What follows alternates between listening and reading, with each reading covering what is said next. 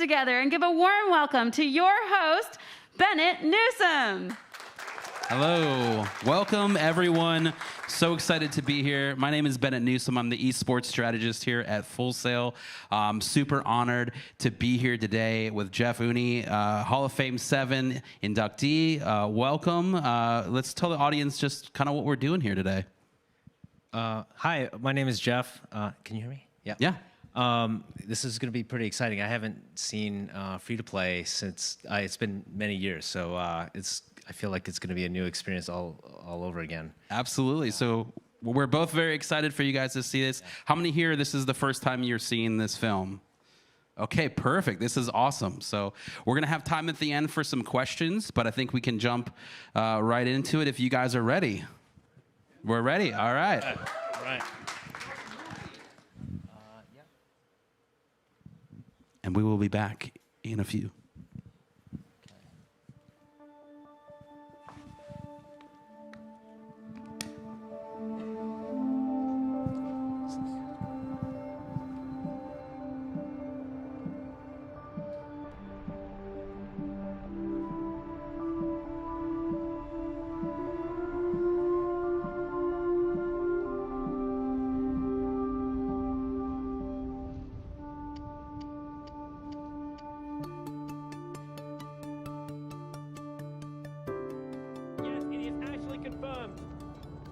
$1.6 million prize pool.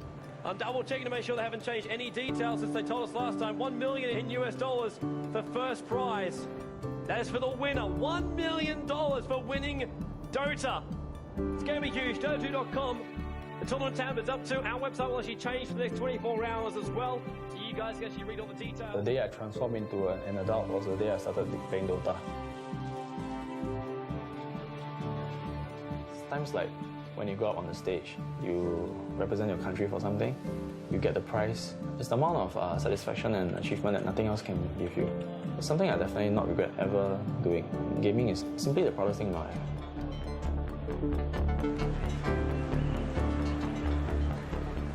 It can be called gamer, but for me, it's something different. One way to forget about pain is to do something that you will be in completely. So, computer games, for me, it was everything.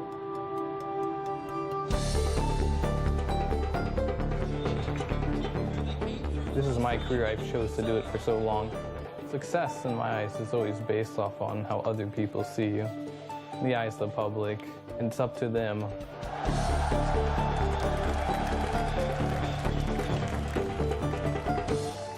It's important to be doing things that you love and you really appreciate, because that's your passion, man. You should really work for your passions. Yeah. Okay, guys, you have 7 minutes to set everything up, and then we go. This is the first time I really wanted to take something seriously and do something good for my life.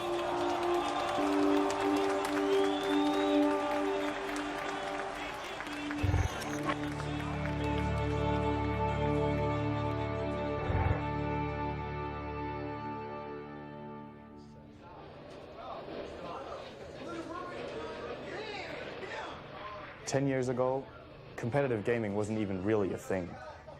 You would play for fun against your friends, maybe you'd play for a cup of coffee or whatever you wanted. When I started playing, we've been fighting for 24 bottles of beer as the first place. I'm not joking. From there, though, online happened. And all of a sudden, you weren't just trying to be the best on your block, now you're trying to be the best in the world. And that opened up competitive gaming to a whole new landscape. And one of the games really leading the way is Dota.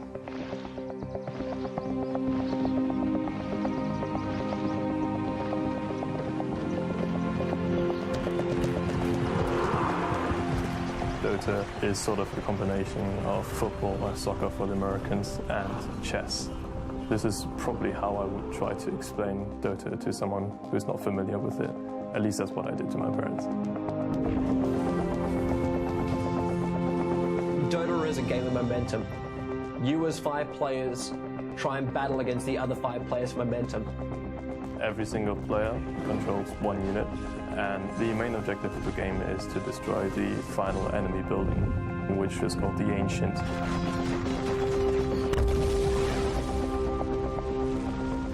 Everything else that happens in the meantime is your amazing filler of a game.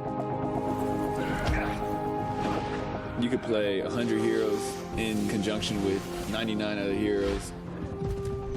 It's just non-stop possibilities, and it's so much fun. And you know, it's like the same map every single time, but it literally never gets boring. I would say Dota is a way of life.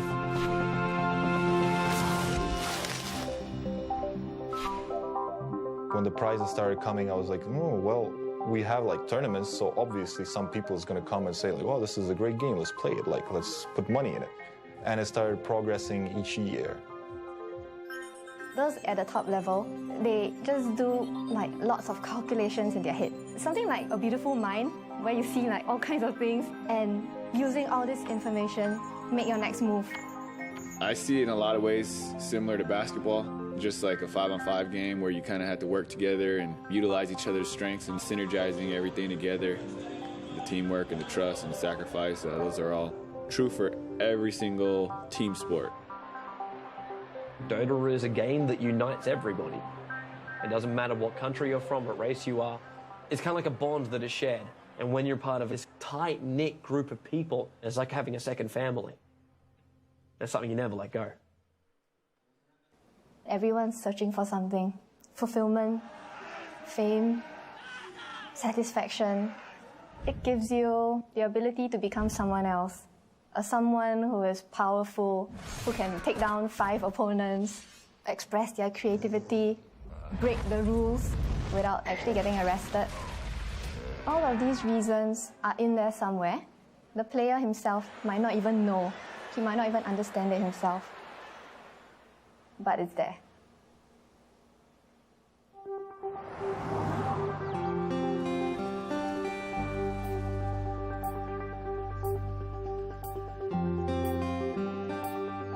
Gaming fulfills my competitive need. I'm a very competitive person. When it comes to sports, I consider gaming a sport, so I use my competitiveness and I fuel it with Dota, so that it fulfills that side of me completely.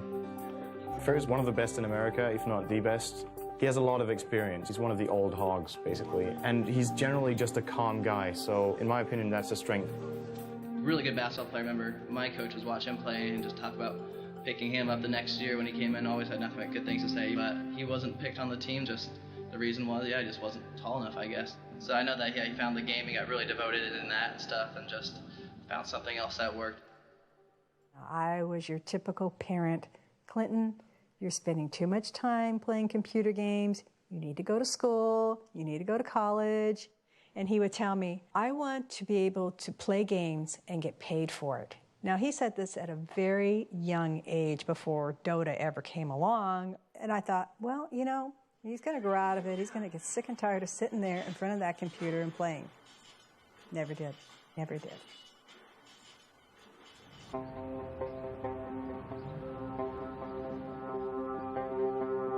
In Singapore, the families actually put a lot of stress on us in terms of our education.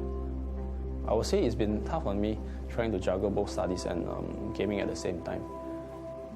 My grades have dropped for like 2 years already, and my parents have treated the gaming as a cause for it. I mean, there was this phrase that they used, said gaming would be the death of you one day. He's a great player and a great captain. I would say he's the top player in Singapore, easily. My parents and my family, they don't actually speak much of my gaming career. They don't tell their friends and my other relatives that I'm actually that good at my games. All along, they have only been bragging about my studies, because last time I used to be an A student. And they go on, and it seemed like that was the only thing that they could ever be proud of. Actually, there was only been one person that has always been very supportive of me gaming, and that was my ex-girlfriend, Hua Yan. She's from the female Dota team in Singapore. There are a lot of things that we share in life, so many things. In my case, it felt really good, you know, to have someone who truly appreciated what you did best and loved you for it. She's aware of what I'm doing and what I'm passionate about.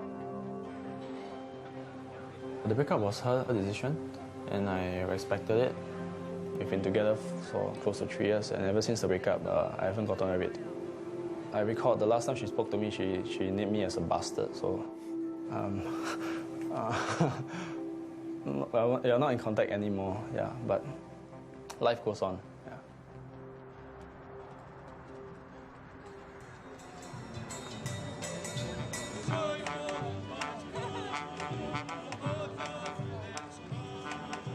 I'm from Ukraine. My nickname is Dandy. I finished my university and I'm just playing computer games right now.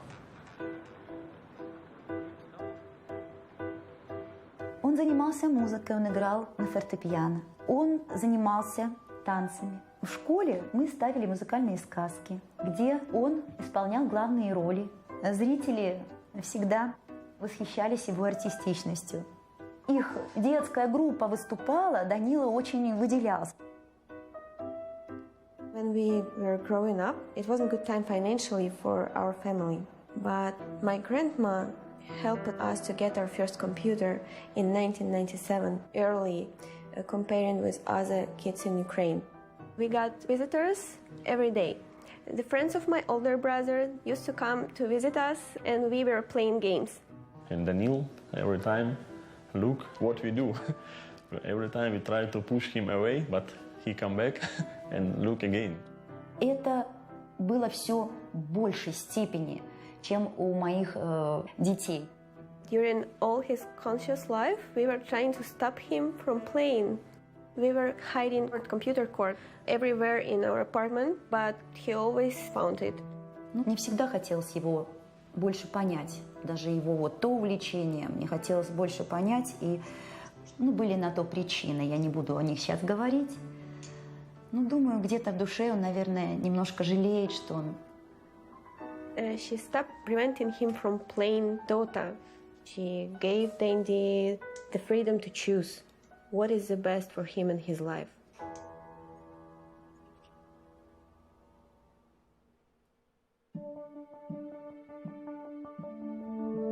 Tournaments back then were like really low prizes, and a lot of prize money didn't even get to the players. There's been a lot of scams with managers and stuff like that.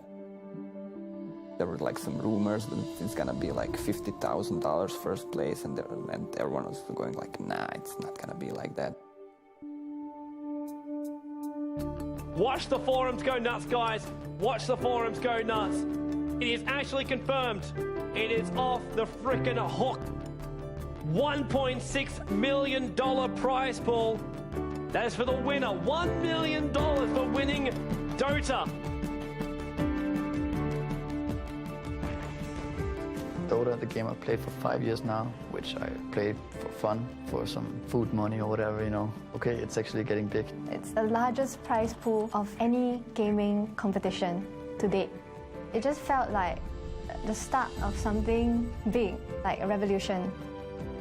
We had everything we needed for the game to become big and respected as an esport.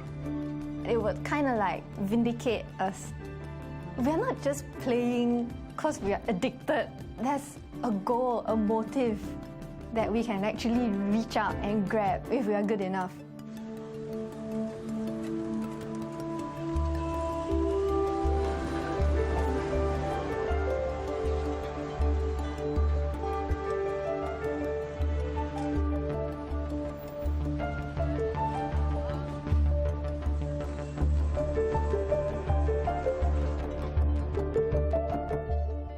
Over in Asia, professional gamers are treated like rock stars. It's a viable career opportunity.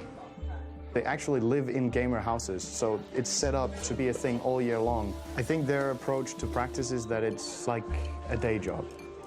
The fan base is immense. It probably is as big as the whole Western audience together, or even more than that. So now you really have to play good. You really have to try hard. It's first place, it's go big or go home. The big teams get big money, but the 9th to 16th place earn nothing, and their salaries are not worth considering. While in sports, you have a salary that you can live off.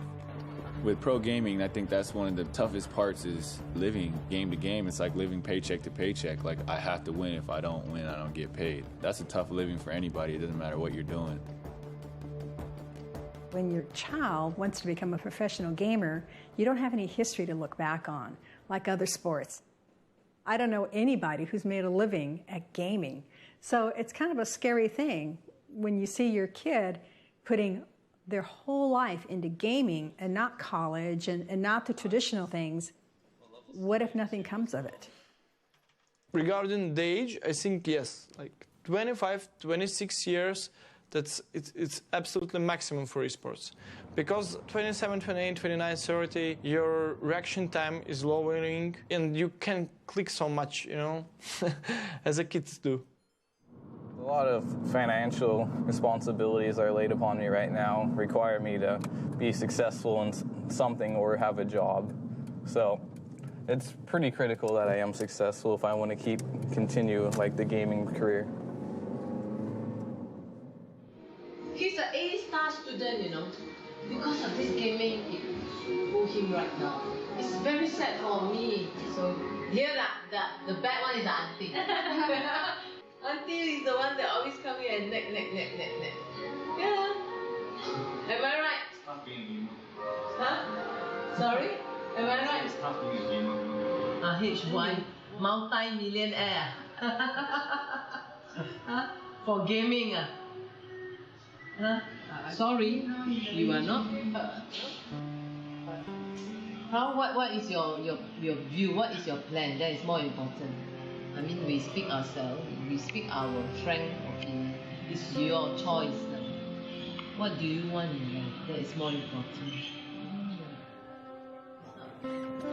If I'm going to win this tournament, my first thought would be, I will call my ex-girlfriend. Things got a bit bad between us, but right now for me, if I'm going to win this tournament, my first thought would be, yeah, I'll call her, I'll tell her about it, and I'll want to share this moment with her. Yeah.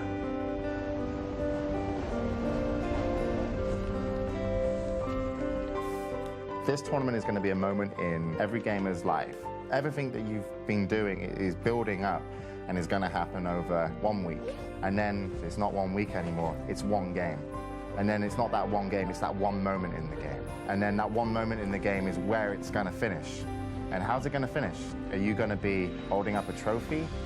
Or are you going to be the most disappointed that you've ever been?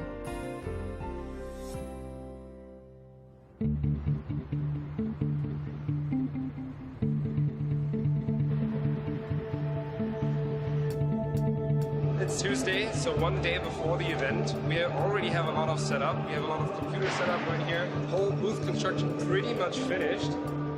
So 5 players per side. They can see each other through the glass. They can't hear each other. This booth is soundproofed up.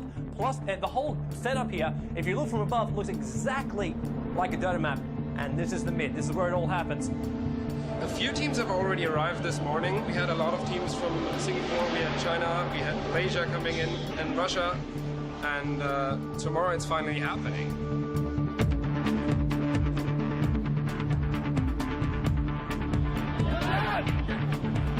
We are here live at Gamescom 2011 in beautiful Cologne. It's the first day of the event. We've got some of the world's best teams here in Dota. And they're handing out a tournament prize of $1.6 million.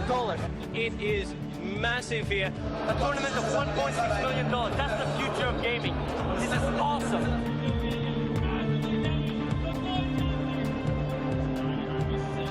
It's the first time we're going to see teams of this caliber assembled in one location. These guys are not just nameless faces. They're the best in the world.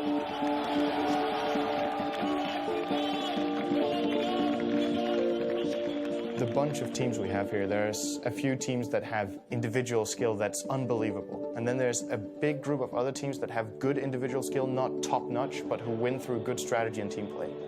Fear is a great player, for example, but he is not comparable to good players in Asia. And that's nothing against Fear, because he's still an excellent player, but he's not them.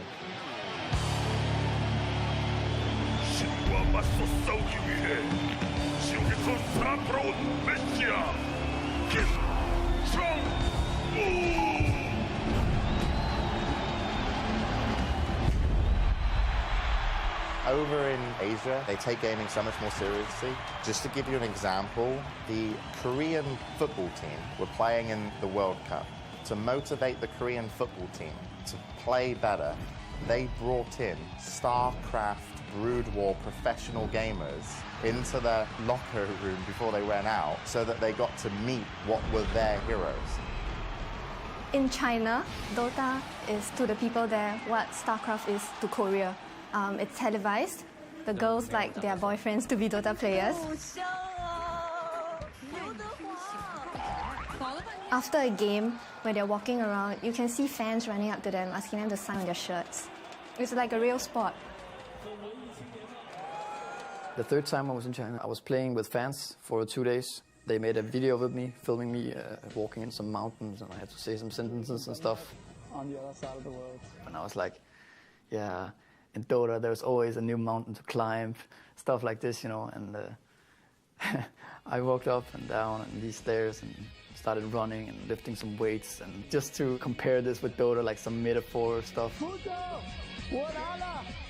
电子竞技，它在中国，它就是一个被国家体育总局承认的体育项目，它跟羽毛球、乒乓球、象棋一样，只不过它是一个非奥项目。I will say that China teams are all great. Every player in the team is strong. You don't recognize China players as a player. You just recognize them as a whole team. You just fear the whole team. The Chinese teams that have come to this competition are scaring the shit out of everyone else. We had two of the top Chinese teams in our group.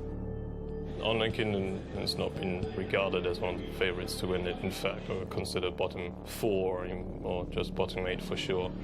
This is our first time on LAN together. The team together has only been around for around 4 to 5 months, so it's a relatively new team.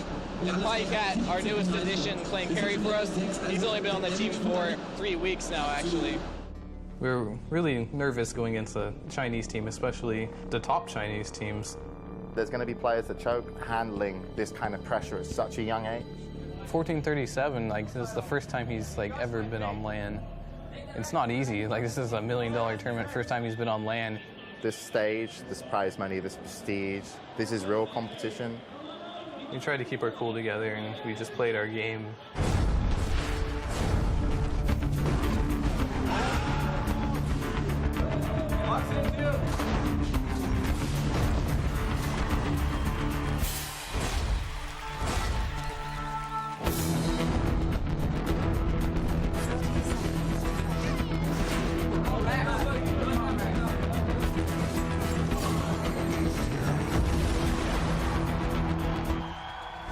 We were super hyped. Everyone was surprised we were doing so good. Even we couldn't believe it. Online Kingdom dominating right now.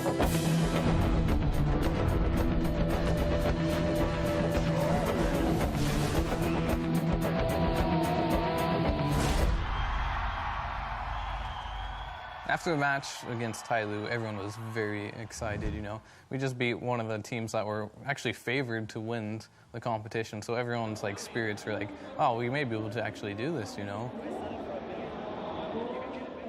Beating the Chinese teams, some people just, you know, for fun, they started, okay, hey, it's okay, Nirvana Inc., they're the China Slayers.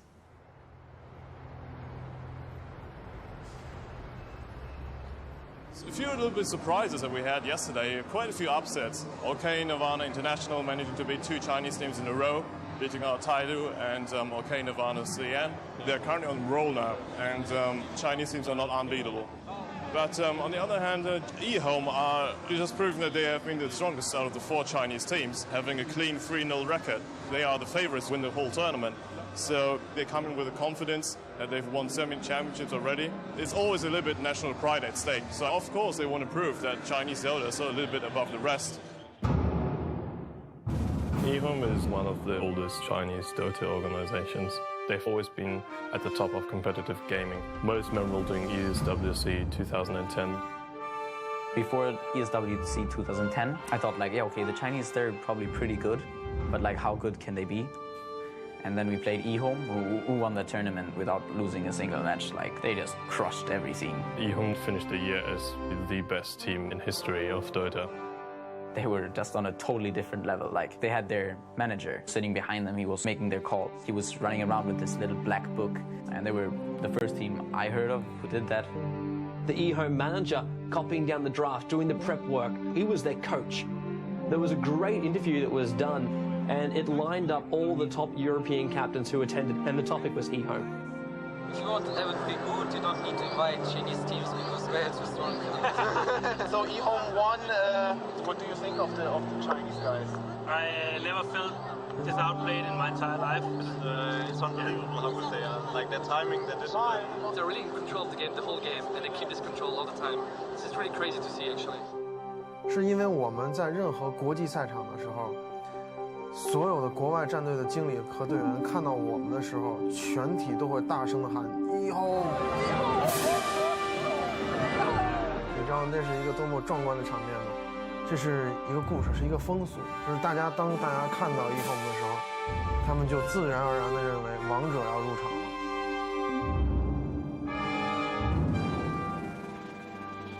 During this trip to the international, it's actually the same period as my exam periods. So I treated it as a sacrifice that I have to make for the team and for myself. And I find that when it comes to pursuing your passions, it's really up to you to decide if it's worth the sacrifice.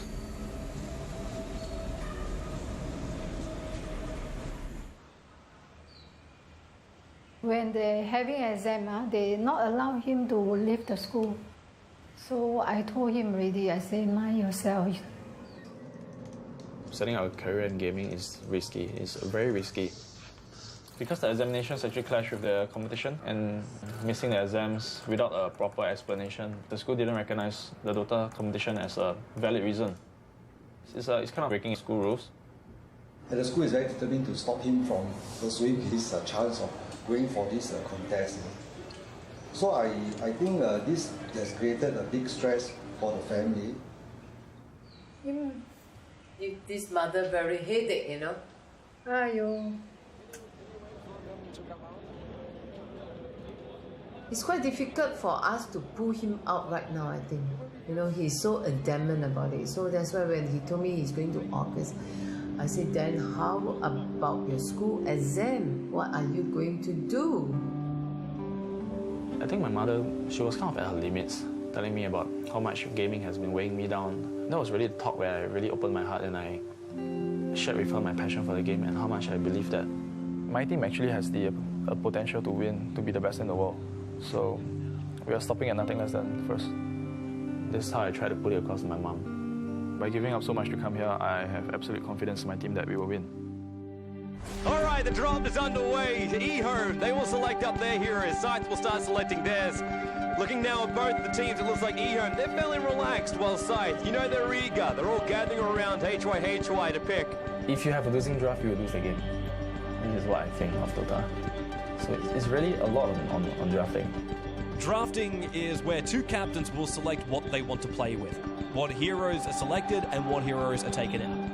You can select 5 heroes out of a pool of over 100, and you can also remove 4 of those heroes. So 4 heroes you think your opponent will want to use, you can remove. Before any game, any match, we will decide our ban and picks according to which team we are fighting. Usually we would come up with a very impromptu strategy to try and fight their threat. Yeah, you really have to spend a lot of time thinking of the draft. The draft actually decides a lot of the game itself. eHome, they're a team with so much experience. They already know the way they want to roll this one out. The only thing that's really going to make it or break it for them is if they can get their execution right. In that particular matchup, we felt that we needed something that could instill the fear in them. And Tiny looks to be the last pick up here from Scythe. Bit of an interesting pick up there by Scythe's going to start to change around their lanes completely now. With Tiny, it is good as a surprise strat. If another team doesn't realise where he fits into the whole lineup, then you can really throw the opposition off balance. He's moving away, but no, HY, he'll just turn around and just pop Selena. I want to point out right now that eHome, they are not noobs. This is just Scythe playing an amazing game.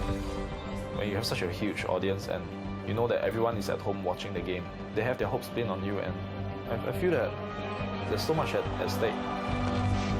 And they should be able to clean it up right now. Tiny, he's going to toss, he's going to launch, and he definitely gets the kill. We've got 357 getting nailed out there. Nature's Bradford going to get the last in it as well. This the entire team down for eHome. This is GG. This is now a double rack, or at least eHome, they're going to disconnect. We have our first winners bracket finalists. Scythe will advance. eHome will drop down into the loser's bracket, and Scythe will now finish up this game.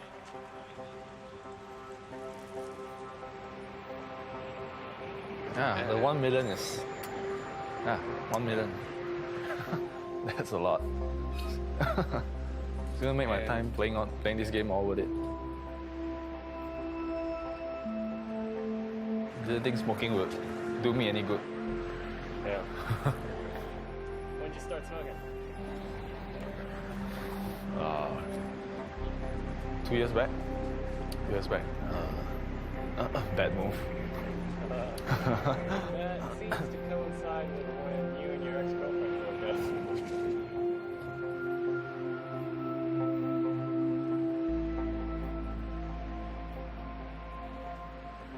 On bad terms. Seems like she's moved on already.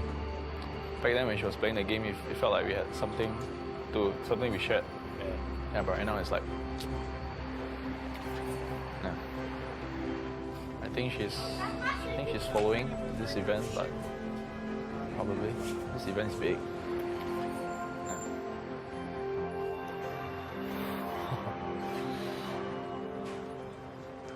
I hope I will get to make a phone call. Yeah.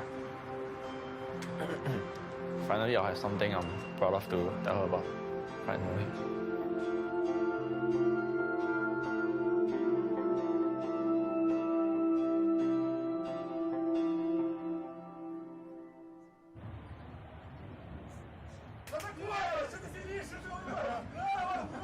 When you played the Russians and the Ukrainians, they were just the unpredictable teams. I had no idea what the Russians were thinking. That was their best weapon. Oh, we're having fun. We trying to relax. We're trying to scare our opponent. Mind games, mind games. I turn off my brain in the way of being scary of someone. One of the things I really admire about him is how he hasn't really had an easy life, but he's always so upbeat. He's always so cheerful. When he first came on the Dota scene, he looked like a 12-year-old boy. Aero was just like, who is this kid? There's no way you could take this guy seriously. And then he would destroy you in games. Как-то я видела, показали даже где-то в интернете, как он работает с клавиатурой. И это действительно завораживает.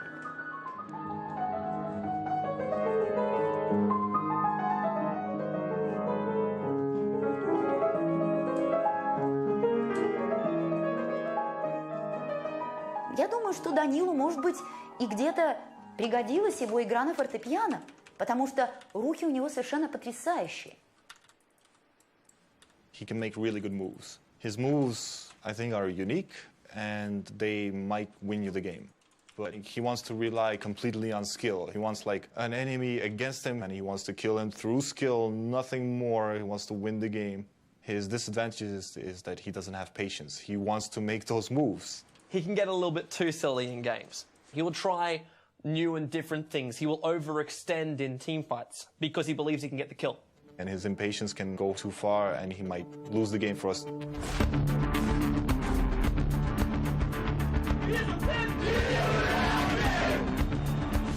Oh, Fury is going to go in. This should be the first blood. They got the sprout on Sanjing as well. There's probably going to be a double. Denny's ulti. It hits. Dendy, no, he cannot be. This is Dendy through and through. Starts with a Hex, goes to Cold Snap. He locks him in place. Weaver, really close to death, manages to time-lapse back out again. Dandy will TV back to safety.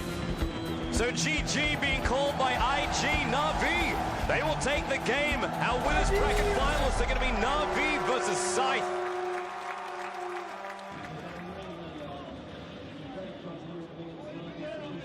Most teams that you see that have the most fan bases are full nationality. Our team is all spread out across the world. He does have it a little harder than us because he doesn't really have this human support that we do.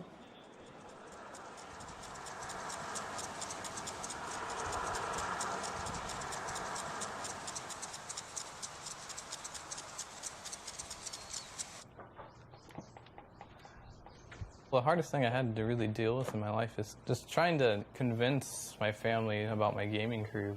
It's really, really difficult, especially when you start out slow, but you know there's a future for something and you put a lot of time in and they keep telling you, like, you should probably get a real job.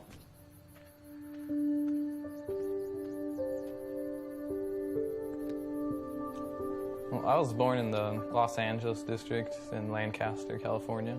I lived there with my dad and my mom. Around 2 years old, my dad left my mom. He didn't really say anything. He just packed up and left. She's had to raise us both while going to law school at the same time.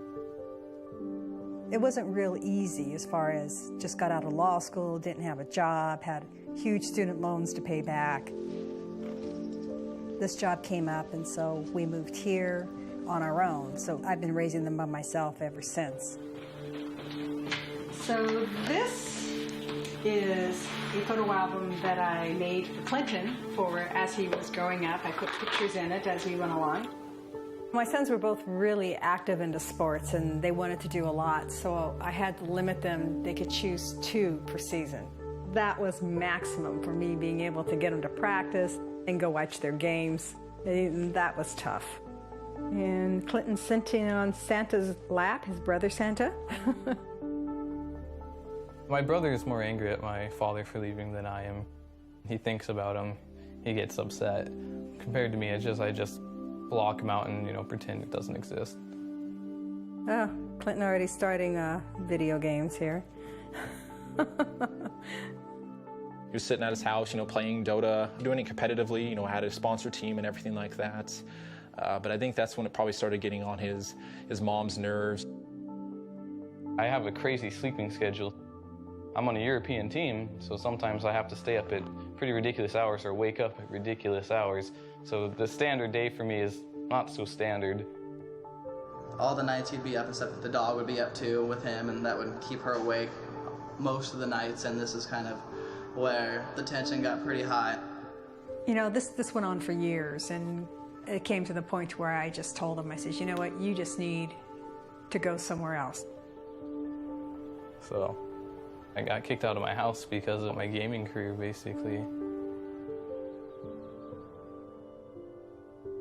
When Clinton first moved in here, he was looking for a desk, and there wasn't anything in the room, and I have a lot of stuff that we're getting ready to take to the dump. And Clinton went out there, and he came back in with this green desk, and he goes, "This is perfect."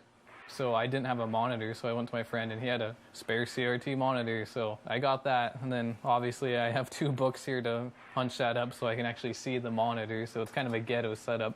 Even when I go to competitions, so I don't think I play any differently on the nice setups compared to this one. Clinton's like the Rocky Balboa of Dota. He's definitely one of the first big U.S. players, and honestly, I didn't even know he was that big. In the North American scene, there weren't many good American players known back then. Everybody respected Fear. A lot of the people I knew, they quit the game, they moved on, stuff like that, but I stuck with it, so I ended up being one of the oldest players. With all of his years of experience and all of his constant commitment to the game, he's really shown that he doesn't give up. Growing up without my father, I think, in the end, not having someone there to teach me, the guy side and having a father to help you up, I think that has actually probably made me, the person I am today. I just make sure everything's running smoothly on the team. I kind of play the father figure, I guess. As a captain, I guess he felt he had that responsibility as well. And he was pretty much my mentor. He did tell me one time, if you need someone to talk to, he would be here. So I kind of see him as a Dota brother. I've never had an ego thinking I'm better than anyone else. I'm always there willing to help people who are new to the scene. And that's always been kind of my role in the game, just helping players get up for the most part. Fear actually broke me into the scene, It's very hard to get yourself out there.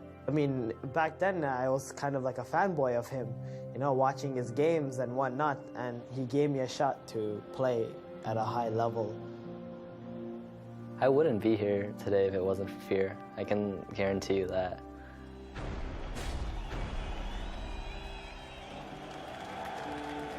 Going into the match, we were all thinking MUFC didn't do so well earlier, but if we lost that game, we wouldn't win anything, so it was a high-risk game.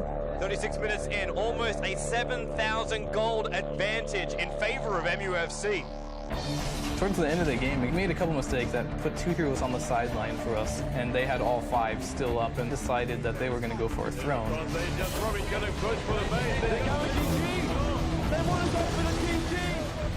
We were really close to losing our throne. It's below 20% HP. And Online Kingdom, they are so close to the point of getting eliminated from this tournament. We just needed to do something. I ran in first, and then they all went on me instead of focusing on the throne, which is good. Again by Silver Cross, Fear. He's trying to retreat. He turns into a pig. How the hell is he still alive? They push MUFC back. We made this huge comeback where we killed all of the heroes, you know, started pushing. Silver Cross is down. Morphling, he's out of this. The top racks will go. There is no way now that MUFC can come back, but it will be Online Kingdom eliminating MUFC. What an incredible... Our whole team just went crazy. Leading Online Kingdom to do the impossible. I've never seen anything like that.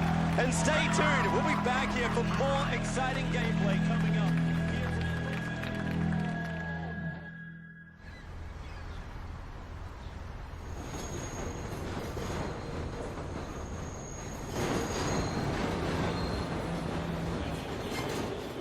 Skiche. We are 2008 ESWC winners. One of best Asian teams, but we don't afraid them. We're gonna fight them. I don't know about my teammates, but I don't feel scary at all. I feel like I want to crush my enemy. That's how I feel. That's it. Welcome to the winners bracket final, where Scythe goes up against Na'Vi. The winner gets a slot in the grand final. The crowds were all cheering for them, and their draft was very scary. We were like caught off by surprise, but we were like, we got to win this, man. We got to win this and show them who's boss. The Scythe have managed to take all the best players from Singapore and put them in their lineup. You know, Na'Vi, they look cool, calm and collective. They know exactly what they've got to do. It all comes down to gameplay right now. And I gotta say, like, Na'Vi's lineup, it is not unbeatable. So now they're gonna look for the initiation and possible kill. HY is gonna get caught. Now bottom lane, held in place, Sven's done. No, Sven will go down here, Light of Heaven, he's helping out, but then he gets the last hit. Na'Vi are dominating this final. Now Na'Vi, they're going to take the chance here. They're going to go in for the GG, and GG is the call from HY first. Na'Vi are already off their computers. They're not even sticking around. They've got the GG.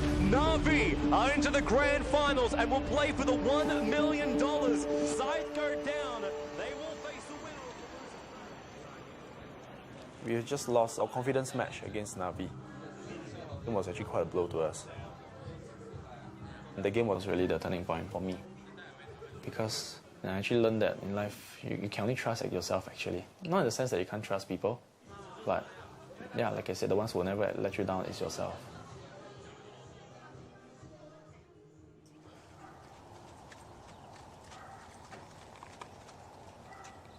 Within the gaming world, I'd like to be first place. You know, it's like I'm following in behind my mother's footsteps, basically. She worked really hard to get where she is.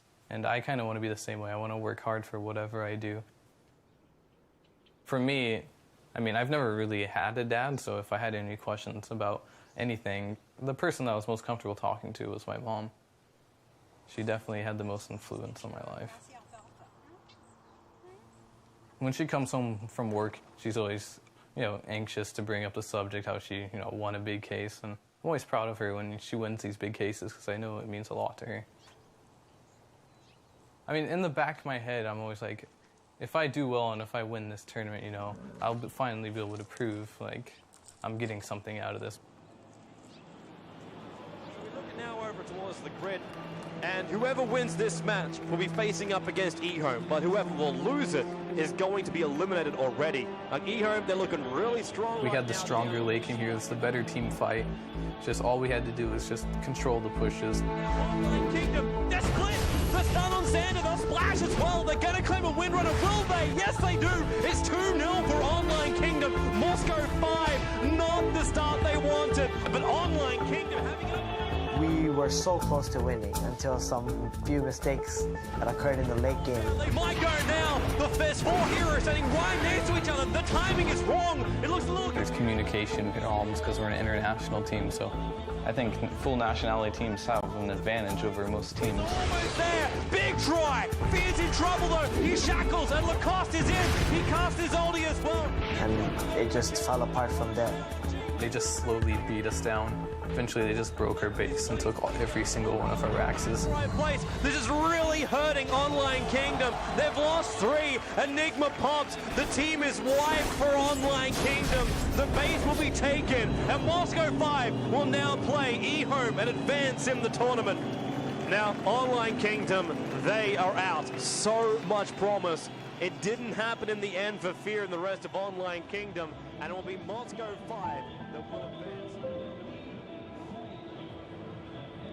I think everybody on the team was very emotional.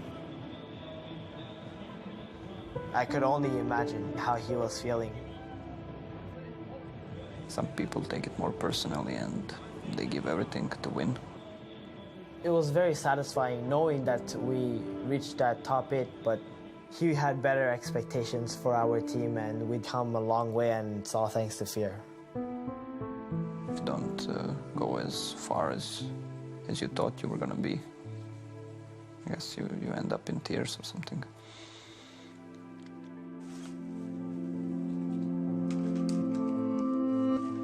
All of us are really disappointed, but I guess that's just how it goes. When I get back home, I need to make a big decision in my life, like just the benefits of playing Dota professionally, how much I can make from it, and how much time I really need to put in it to be 100%. So the only way I would ever do that is if I move in with my teammates and have like a training house with them, so I know for sure we're all dedicated. I think things happen for a reason, and when things happen, you just do your best and continue going forward with it. I mean, deep down inside, I know this career is going to work out for me in the end. 冠军的争夺者，而我们中国战队呢，我也是非常的希望，也相信能从我们的败者组杀回来。目前来看的话，很可能前3强将会是由 Navi、Saif 以及我们中国战队的一支，我个人是希望是eHome。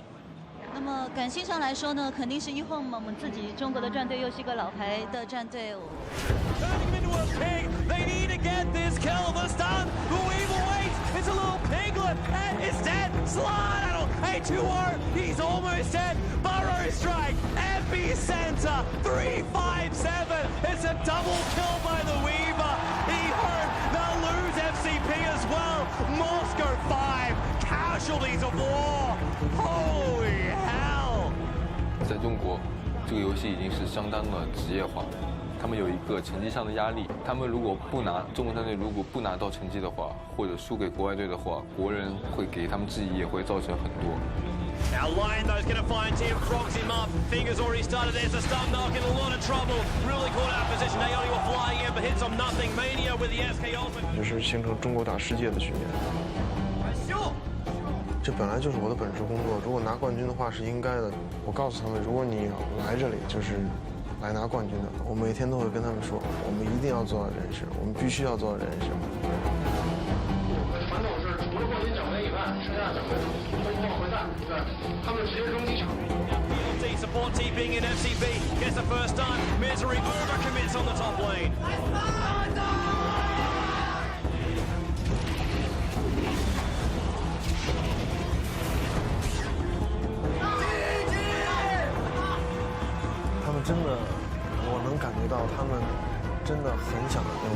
Misery wants the tower, but PLT's had enough of this. FCB! What a time for a frog!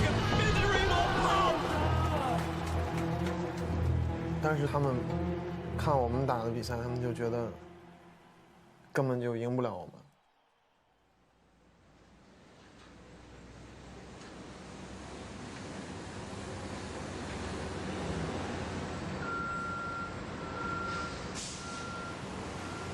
This is where my dad works. For as long as I remember, man. He's doing the logistics for the company here. So it involves the shipping of the containers from one place to another. When I was younger, he used to work like 15 to 16 hours a day. He's pretty much given up on everything else in his life. He's always made it clear to me that I should focus on my life, focus on my studies, so as to not follow in his footsteps. He doesn't want me to, be slogging as hard as he is right now. But the chance to be the best in the world at something, you don't get it much in life.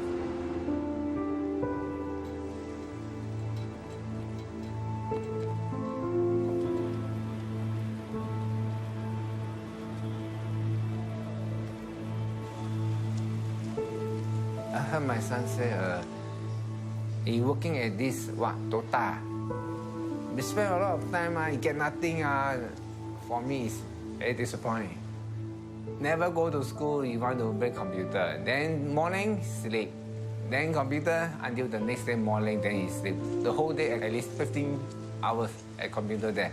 It's life. My son's life is like that. For me, I also my son to study more. Don't like me never study. When I young, I also same as Han Yong. Always spend a lot of time to play. After now, I also regret why don't study. But now, hope my son continue to study education better than me. This is my hope lah.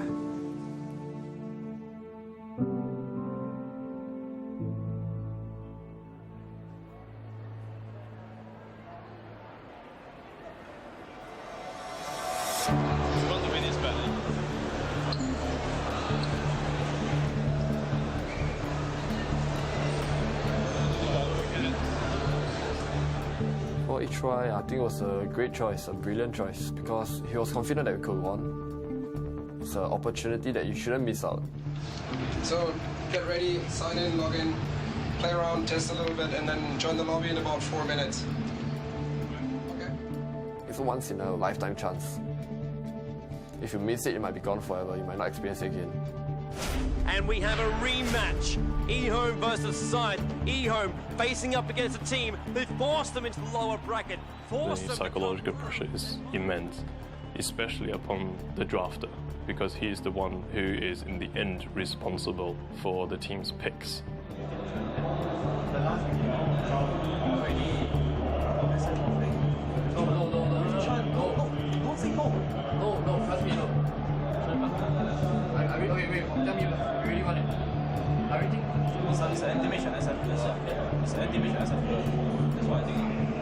Shadow Fiend. Alrighty, then it's HY is SF. Everyone knows how to counter a Shadow Fiend. It's a very bold pickup here by Scythe. The fact that if Scythe win the early game, they're going to gain so much momentum, but if they don't, then eHome will basically roll themselves into the grand final. HY, BKB is going to wear off pretty soon, and Bennett's a great strike. HY dead. In again, and he wants XY, catches up to him, and he brings him down. Oh,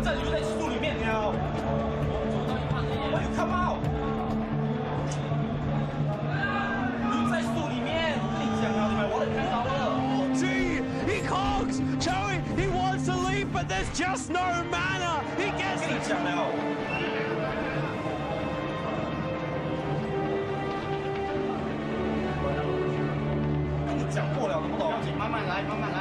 If he can pop off an ulti like that, he doesn't really have to reveal himself to his opponent. He can really just initiate. Oh, there he goes! HY does manage to pop off an ultimate. Earthshaker is already dead. A2O really gunning for HY. They're already 3 gone. Make that 4. There's a double kill for the anti-mage, and they're headed for the tower right now. There is a GG. Good game called by HY. Scythe have had enough now. eHome will advance. The Chinese hopes will stay alive as they will go up against Navi with a 1-game disadvantage. The main stars of this tournament, they haven't dropped a single game, and now eHome will say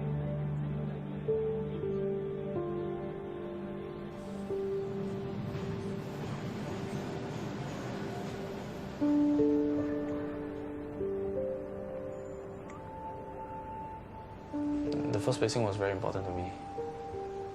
And to add on to that, my studies was also at the same time affected by everything. So everything was related. When everything comes falling down at the same time, it's quite hard to handle. Things are all changed. So you gotta like plan your life again, all over again. I've learned a lot. You got to realize your flaws. That's the toughest part, I feel. I don't do things as well alone. So if you try to do everything by yourself, it's not gonna be possible, you know. I'm actually a believer of fate, and I told myself that winning isn't necessary because there are so many more things in life. How you take care of the people you love. I think that's a very big thing, you know. That's a very important thing. It's the most important thing ever.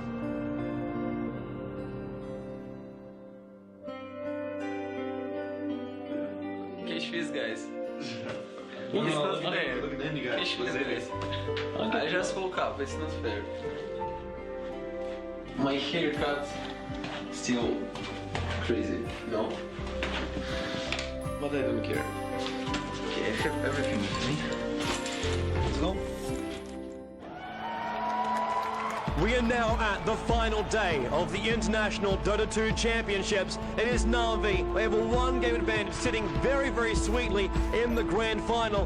Who will get a shot at the $1 million? Na'Vi was running the same strategy the whole time, and no one seemed to be able to counter it. Na'Vi loves pushing from minute 10 and trying to end the game at minute 15. Those strategies are very sensitive because if you fail even once, it can become a very difficult game for you. eHome has been known for how well they defend their base. So if there was a team that could stop Na'Vi's push, it would be eHome. And let's get this game underway. The players will start to pick up their heroes with $1 million at stake. Na'Vi will need to win 2. eHome will need to win 3. Running a very, very old school strategy with 3 core heroes, eHome managed to survive Na'Vi's onslaught early.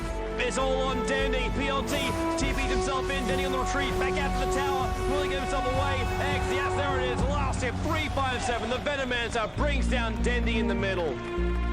Every time you see Dendy perform, he's always playing very well, and he usually doesn't lose his lanes. So Dendy, like his impatience is that Chinese teams, they are patient. They look out for the fact that you might cross a line, and they will take you and kill you and win the game through those situations. Trouble in the middle lane again. There's already the Gush 357 PLT. Everyone is right on top of Dendy.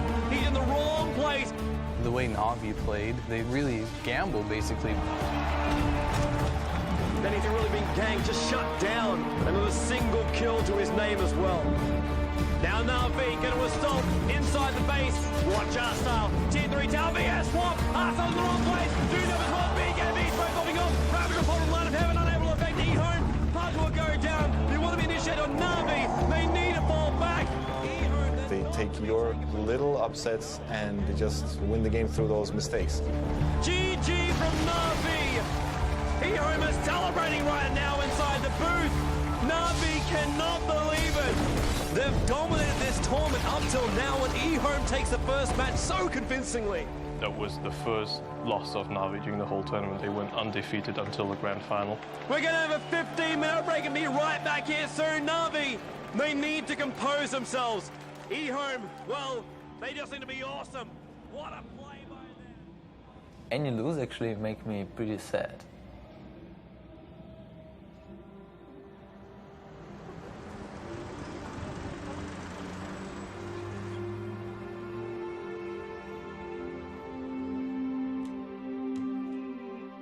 We try to put family pictures here.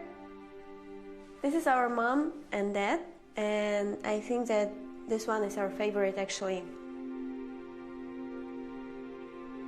My childhood, we lived full life, and dad was working for all our life.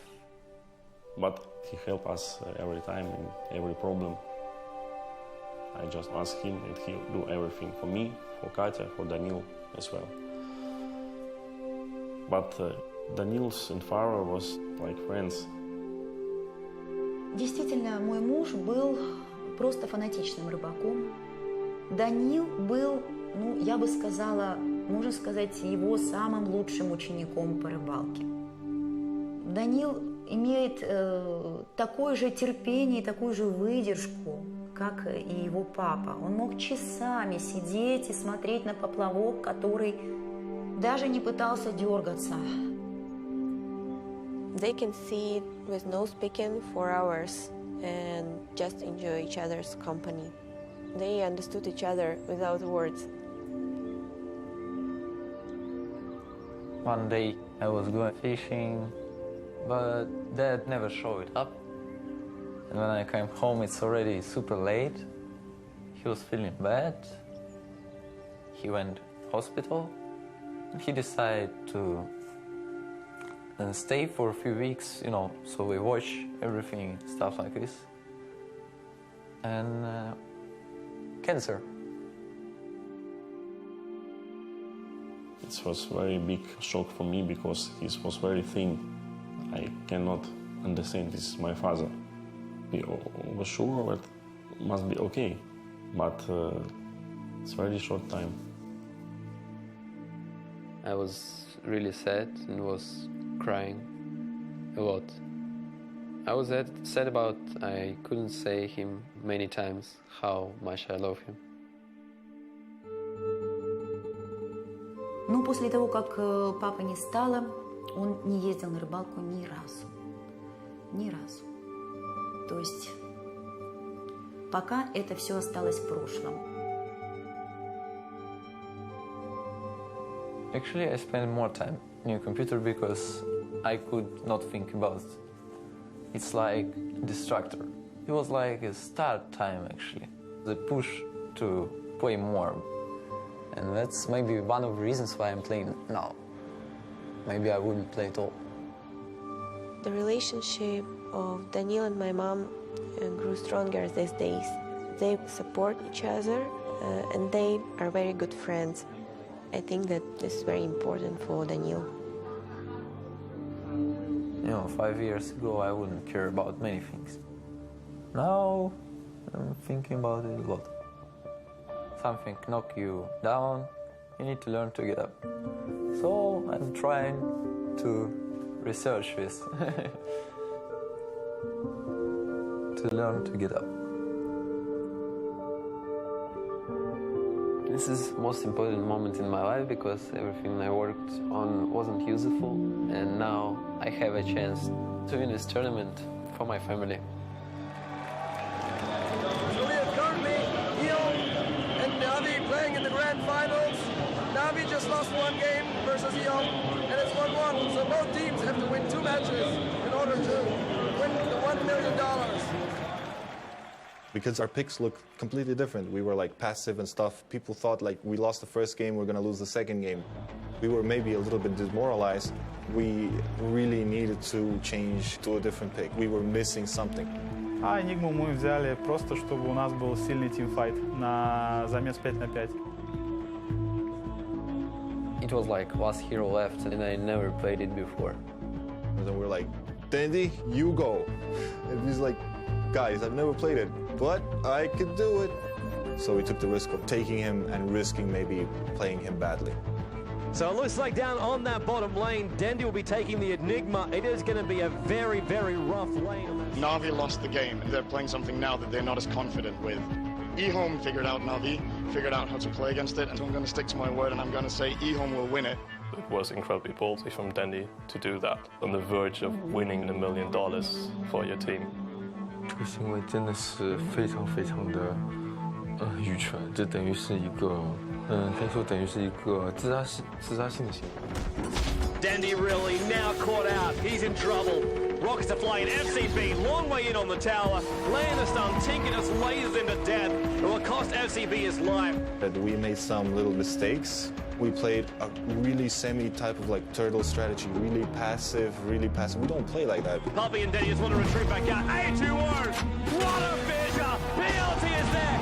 Echo Slam as well. Beautiful play there by eHome. But I know if I die not for nothing. X in the middle lane, forced, rocket, laser, there's enough.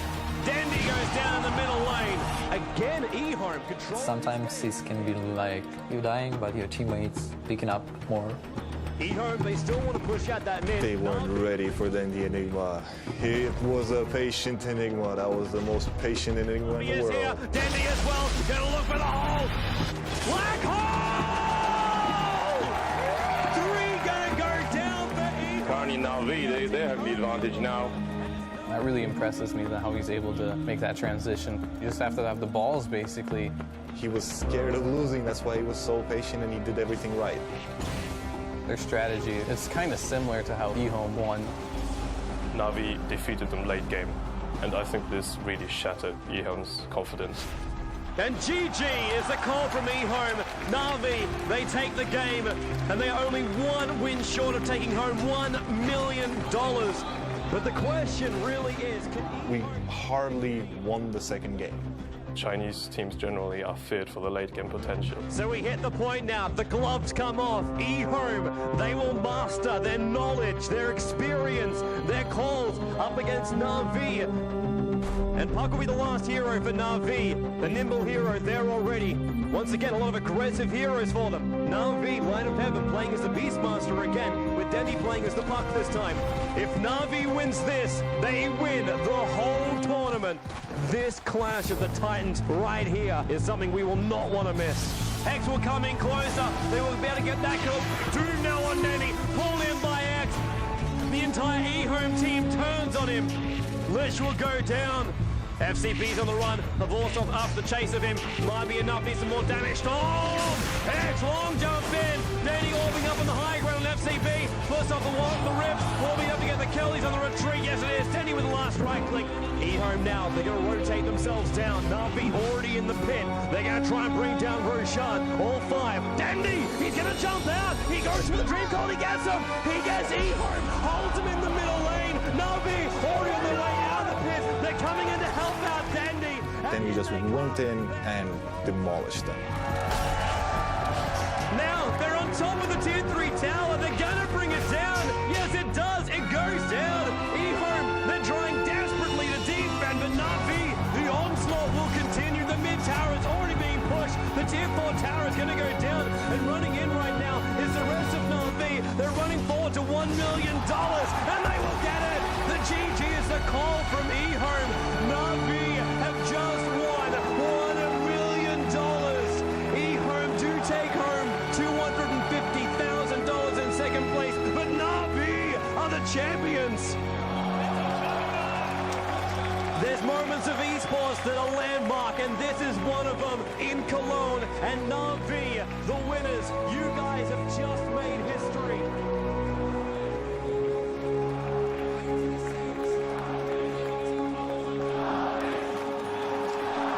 I was jumping on the sofa and screaming like crazy girl because I was the happiest girl in the world and my brother just won $1 million.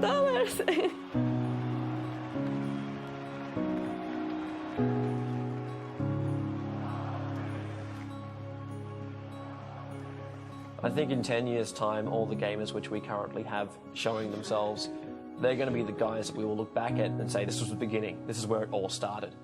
These are the guys that worked hard and they took the risk. They proved themselves. And they forwarded the entire industry to the point where we could have a kickstart. We could show the world what we do, and then who knows how big we can get at that point. We've come far already.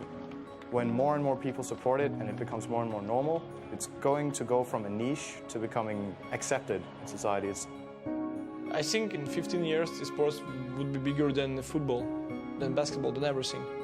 That kid who you thought played too many video games is potentially going to be on a path where he's earning $250,000 a year salary. He's flying the world.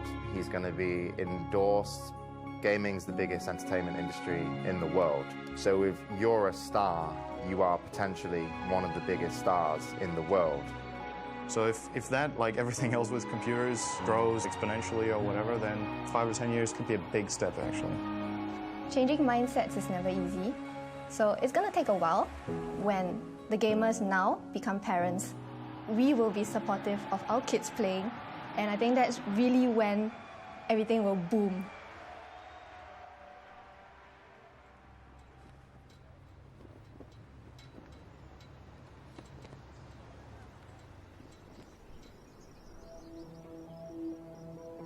After weeks of training, a local man has led his online gaming team to the top, placing 7th in an international gaming competition held in Germany.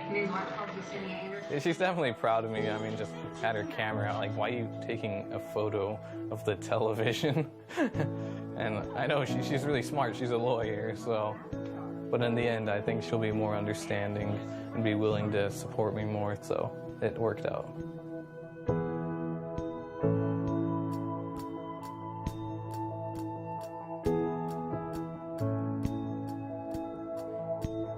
We were disappointed with our loss, and yeah, it's a mixture of both. We're happy and sad that we got third. Regardless of my emotions, I felt like she was the one I wanted to share them with. And it got pretty clear only then that I had to get her back. After the tournament, I actually went back to look for her and talk things out, and we have actually began dating again. Yeah, and things are actually going great. Yeah, I love her, you know. She played a huge role, a very huge part in the me today.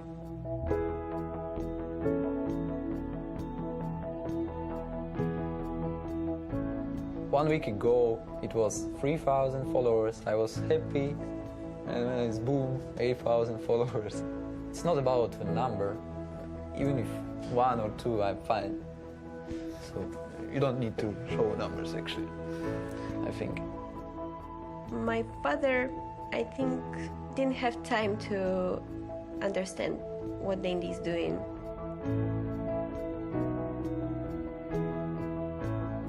We lost him too early. And if now he can see Dandy, I'm sure that he's proud of his son.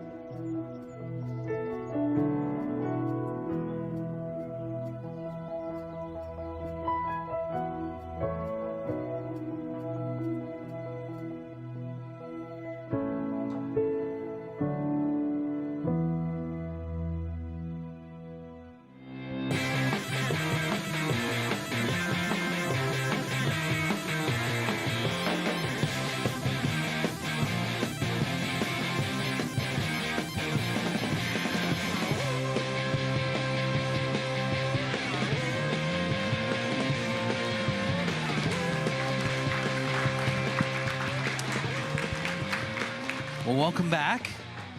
What a great movie, and you know, it's great. Great to see, you know, them talk about 10 years from now. What is this going to look like? And we're here, and it has been 10 years. It's been 10 years, and it's pretty incredible to see the growth of esports and you know, competitive gaming to what it is now. So, what are your initial thoughts after watching this again? Kind of things flowing back to you. It's been at least 5 years since I've seen the film, so there are still some moments that made me laugh, and also get a little bit emotional, you know, because the guys are just really awesome people, and I've seen some of them recently, and you know, some things have changed, others haven't. One thing that is kind of crazy to see is Lviv, Ukraine right now. That home that you see in the film, Dendy's home with his mom, they are currently housing their his brother's family and his other friend who's a gamer and his girlfriend as well right now. His sister owns a couple fitness centers in Lviv, and they are also housing refugees right now. It's crazy, man. Life's crazy right now. It is definitely, you know, kind of takes it back a little bit when you start to think about the bigger picture. Yeah. So we do have time for some questions. We got about 13 minutes, so no need to be shy. We would love to answer some questions for you today. So the microphone is right here. Come on up, as well as online. If there's any online viewers that would like to ask any questions to Jeff, now would be the time. But the first thing that I did want to ask you was, how did this all kind of come together? When they pitched this idea. So the tournament took place August 2011, and prior to that, I work at Valve. I've been there for 13 years now, and it's just an incredible place. It's something important to know about Valve. There are no titles. They try to avoid that as much as possible. You're an artist, and they trust you to fill your time productively. And if you have a crazy idea that you want to shoot a little video, no one's going to tell you no. They just give you enough rope to hang yourself, I guess, is the old saying. Right. But this project back in 2011, I was just talking to a few of the guys on the Dota team because I had worked on the trailer for Dota the game, and they knew that I had shot a little bit, and they just asked like, hey, this thing's happening in Cologne, Germany. Do you want to shoot like a little highlight reel? And I was thinking, maybe we can make like a 2 or 3 minute thing. And then I just started writing, and then going back to some of the guys and going like, wait, is this like a promo for the game, or like can we say something about the people participating? And then they were instantly, some of my coworkers were instantly like, oh yeah, man, make this about the people. I was like, yeah, okay. So I just started writing down all these like Freudian questions. Tell me about your mother. And packed up all my stuff with Phil Ko, who's a coworker of mine that was also working on Dota. And he's a level designer who did a little shooting as well.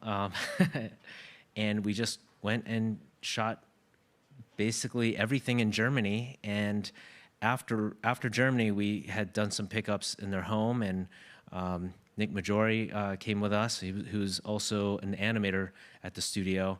He had done a lot of photography, so to film was not like a big stretch. Right. So really it was it was about like 5 of us that pretty much did everything on the film. But as we were doing everything, we always, at every kind of step along the way, we would show our coworkers who were working on the Dota team, and we would get their feedback. And that's kind of how this whole thing was made. It was supposed to be a little highlight reel. Then we thought like maybe it could be like a 15-minute thing, which led to a 30-minute thing, which was supposed to be done in 2 months. And then it took 2 years. And we released it in 2014. Yeah. And for the first weekend, it had like crazy viewership numbers of like 5.5 million people online had seen it in the first weekend, and then a good solid like 8 million in the first month. And for like featured documentary films, that's kind of crazy. Yeah. Yeah. It definitely snowballed, and I mean, it is that history now. You know, when you think about it, you kind of set the stage. The mom was talking about, I don't have any history to look into on esports and this, and that, it was because it was them. They were making that history, which is really cool. And some of the moments that made me kind of laugh was that, these guys, one day someone's going to make $250,000 a year, which is really funny to me now, because I don't know how much everyone here knows how well some of these pro gamers are doing these days. Can I tell you a quick story about Clinton? Yes. Okay, so Clinton, he after we filmed, I remember, we had breakfast at like a Shoney's. I was like, man, I got to talk to you. And I just asked him like, hey, have you ever thought about going back to college? You have so much potential. You're such a smart guy. Can you just, are you thinking about going back to college and maybe getting your degree and then getting like a job, And he was just like, oh yeah, thanks. Appreciate you thinking about me. And he was like, yeah, you know what? I'm going to stick this out for a couple years. And I was like, oh God, come on, man, get with it. And then you fast forward, I think 3 years, he won the international, has made multi-millions of dollars, in prize money and also a lot of money through sponsorships. So what do I know? Yeah, right. Yeah. He showed you, definitely. He's like, I'll do this. Good for him. Well, let's go to our first question here. Hello? Okay, I just want to make sure. So hello, my name is Jordan Foster. I'm part of the Game Art Bachelor's Degree program. I just want to, before I ask my question, just thank you guys for coming. You know, I very much appreciate it. I'm sure my peers here and online very much appreciate it, so thank you. So pretty much creature design is my thing. I love slimy things that crawl on 24 legs and are weird. And, you know, Free to Play talked a lot about teamwork and that competitive environment. And so my question to both of you is, how have you found, you know, how to be a good team player in that competitive environment, especially as a novice? You know, being a junior, I'm trying to get those jobs, I'm trying to find those jobs and still be a good team player. So how would you go about that? Oh, man. You know, Full Sail is like the ultimate technical school. And if you want to learn the technical skills, you're in the right place. And I also think that, you know, the staff, they're also preparing the students to work within teams on different assignments. And, you know, the further along you get into this industry or any entertainment industry or field, you know, 1% is going to be about like kind of the technical aspect. 99% is really how good a team member you are, and how valuable you are to the project in terms of kind of like serving the project, not serving yourself. Absolutely. You know, and that's yeah.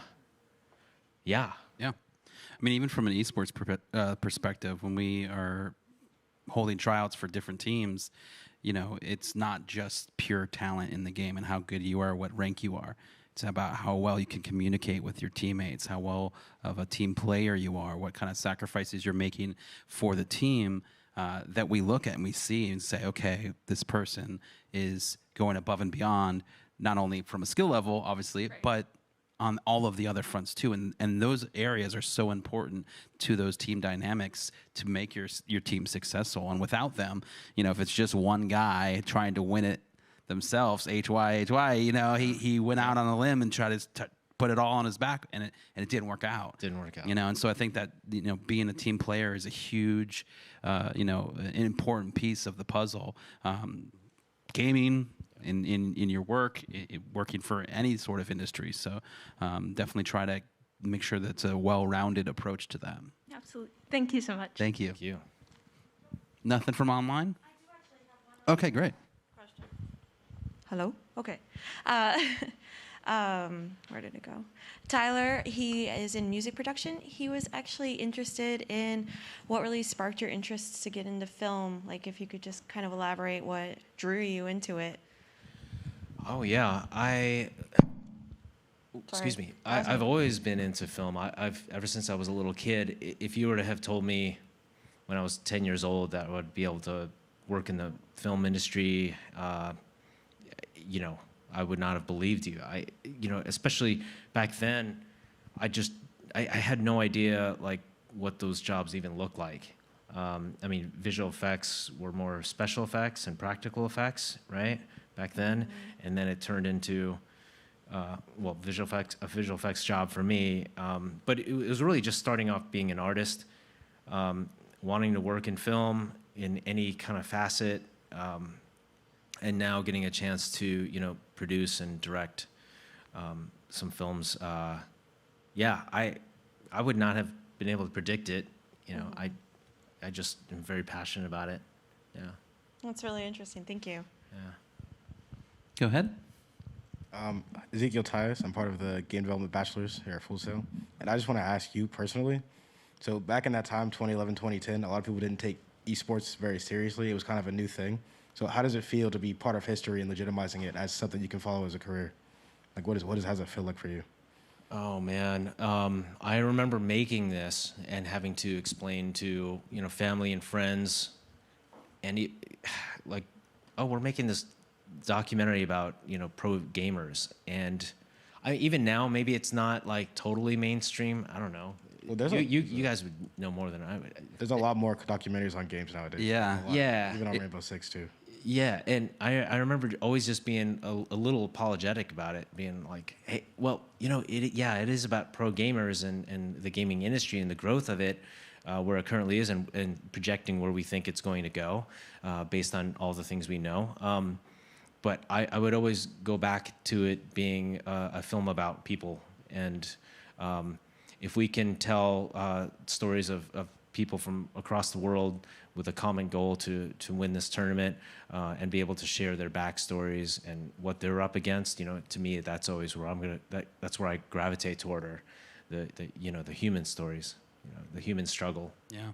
I think it's funny, I told you this earlier, I've used the film so many times to share with friends or family when they're like, wait, what's this thing that you do, esports? Like, what is this thing? And I'm like, just here, watch this, send them a link, and then like, oh, okay, I get it, and so it's kind of a cool thing that really helped define, the modern esports era, which is really neat. Well, the industry has just blown up.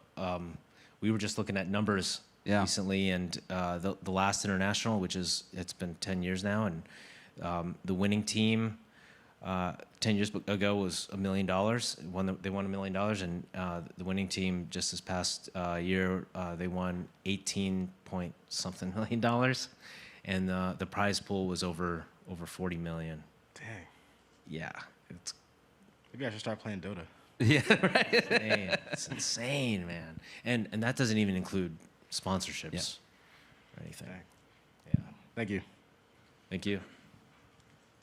All right. All right, so this is a pretty general and I guess left field question.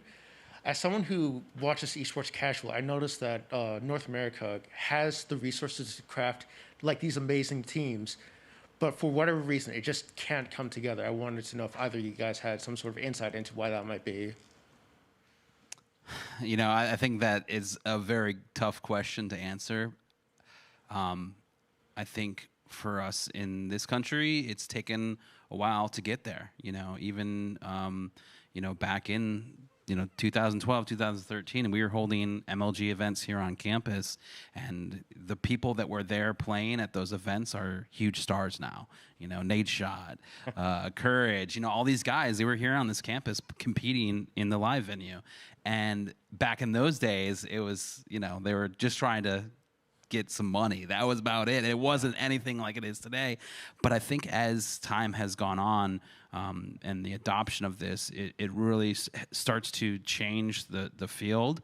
And now there's more games as well. And so people are kind of starting to split off in different directions, where you have Call of Duty pros playing in the Halo Pro League now. And so I think it's going to take a little bit more time before, us in the States have a top tier team, because we are behind, when it comes to esports, and this is newer for us, and some people are still slow to get on board with it, but it's coming and it's getting bigger and bigger.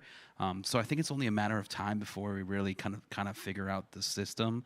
But I think it comes together from all of those components of not only having the skill and the talent, but then also matching that with the right communication, the right teamwork, the right coach, being coached. That's a whole new thing with esports too, is, a lot of students are coming into Fulsa, they've never had a esports coach. If your friend tried to tell you how to play a video game, you'd be like, yeah, okay, you're dead right now. I'm still alive. Let me do it, but that's a different, mindset. You grew up playing hockey or football or whatever. You had a coach. It was a team sport. Gaming is the same way, and as these systems starts to build, especially from like a middle school to high school to college, and you start going through that path, players are going to come to this collegiate side and have coaching. They've been coached. They can understand different plays. They can learn different things, and it's going to make them a better player in the end. So I think it's a matter of time, honestly, but it will get there for sure. Okay. Thank you very much. Thank you. Doesn't look like it's slowing down. No, definitely not slowing down. Hey. Go ahead. I'm Darren Davis from game design.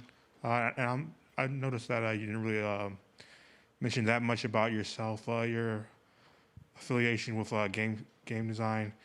And I was wondering if you can tell me more about how you're related to the movie. Oh, yeah, sure. So a little bit about my career. After graduating from Full Sail, I graduated with a computer animation degree in 2000. I want to say 2001 or 2002. And then I took my first job out of Full Sail was working at Raven Software, and I was working on this crazy new technology that Quake 4 was using, which was normal maps. That was like a big hot thing back then. And I just love the idea that you can sculpt and create creatures with really, really high resolution, but bake it back into maps that could look as high resolution in game. So I thought that was really fascinating, and is obviously like now an industry standard in how they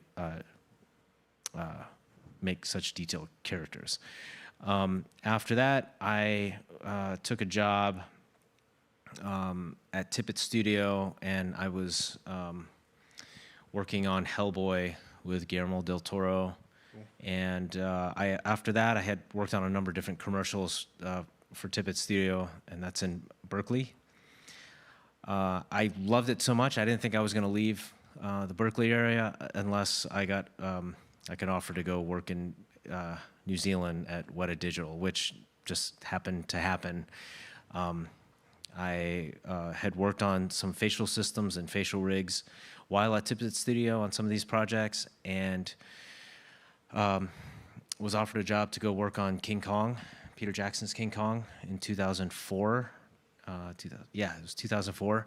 And when I got there, my first day in New Zealand, I still didn't know what I was working on. I just thought I was going to be working on like background characters or environments or building trees. I don't know. I didn't care. I just wanted to be there. New Zealand's pretty cool. Yeah, yeah. They had built a great reputation, actually, like really quickly working on all these Lord of the Rings films that I loved. And so when I arrived, I asked my supervisor, so what am I going to work on? He said, well, King Kong. And I was like, well, yeah, I know, but what? And he said, King Kong's face. And I thought, whoa, okay, good to know. Let's go. So I was hyped. And that experience ended up leading to being like the team lead on Avatar, where I was overseeing about a team of 13 or 14 folks, and we were building all the faces for the Na'vi, all the main characters and creatures, and background characters. So I worked on that film for 3.5 years, and my first meeting with James Cameron was really trying to understand like what the scope was of the work. Prior to Avatar, there was only one hero character in Lord of the Rings, which is Gollum, like leading digital actor was Gollum, and then there was King Kong, and then there was Avatar, which had many more. And I asked them, how many are we talking about? Like how many like high resolution, high quality, realistic facial systems are you even thinking about building for all your characters? And he said, oh, I don't know, give or take like 500. And I was like, oh my God. So yeah, they had 8 main principal characters in that film, but then like potentially having to build systems and put them in place to create, many very quickly. So the reason why I explain that is, my career has always kind of been very much about art. And then as I kind of progressed in my career, I found that I had to learn how to do programming and scripting. And so it's kind of been a combination of those ever since, you have to learn how to automate all these different processes to apply to many, many hundreds, if not thousands of assets quickly, Yeah. So learn the for loops. Gotta learn how to do those. Yeah. I think that goes to show too that it's always a knowledge gaining game, right? You're always trying to learn something new in any of these industries, whether that's film, gaming, you know, just art, esports even. It changes so quickly that you have to keep paying attention. You have to keep learning in order to stay ahead. So, well, thank you guys for your questions. I think we are out of time, unfortunately. Yeah. But we absolutely loved that you guys came, watched the movie, and had a good time. Thank you to Jeff. You know, it's been an honor for having here. me. Yeah. And we will see you later. Thank you. All right.